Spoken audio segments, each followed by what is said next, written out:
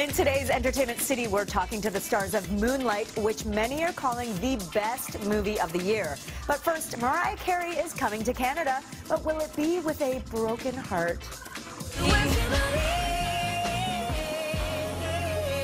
Looks like there is an end to infinity for Mariah Carey and James Packer. New reports say the pop diva's billionaire fiancé dumped her. Apparently, the business tycoon was having trouble dealing with Carey's, quote, extravagant spending and wasn't happy about her upcoming reality show, Mariah's World. Packer popped the question with a $10 million diamond engagement ring back in January. Reports say Carey will be keeping that little piece of bling despite the breakup. The singer has just canceled much of the Latin American leg of her Sweet Sweet Fantasy tour. She's blaming promoter negligence, though. Meanwhile, we're hoping she won't cancel her upcoming appearance in Toronto.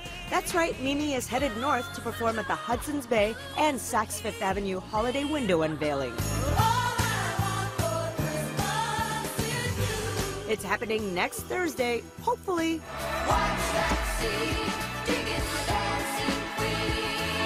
Calling all dancing queens, ABBA is set to reunite, but there's a bit of a catch. It's going to be virtual reality. More than 30 years after the Swedish pop group's last major show, they've announced they're getting back together for a live entertainment experience in 2018. Details are few, but it sounds like the original 4 members of ABBA will be very involved in the project. Benny Andersson said in a statement that it will be a, quote, time machine that captures the essence of who we were and are.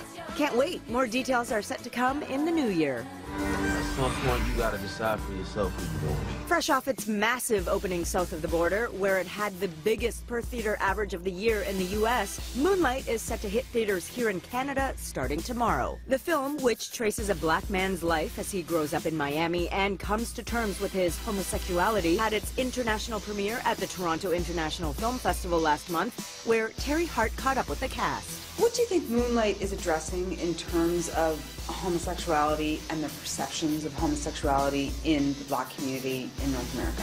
I think it is kind of open to interpretation. You know, what I take away from it is that there are many different ways to be a human being. There are many different ways to be a man, many different ways to be a black man and a black gay man.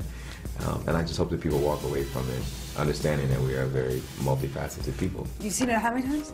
4 times. And you're still affected by it? Yes, I still cry, I still get emotional, I laugh. People are really remarking on how affected they are after watching Moonlight. Can you pinpoint what that effect is? I think it's just being able to relate to the story in so many ways, because, I mean, regardless of, you know, the fact that it's based on blackness and gayness, and we all have that point in our lives where we don't really understand who we are. The job of artists in general is to hold a mirror up to part of our culture, and I think we've held it up to a part of our culture who hasn't really had a voice, who hasn't really had a platform. I think people are looking back into themselves when they see these characters and going, oh, I didn't think that was relatable to me, but oh my God, I went through something just like that.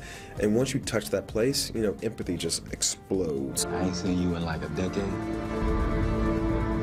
It's not what I expected. Moonlight opens in Toronto tomorrow before expanding across the country next month.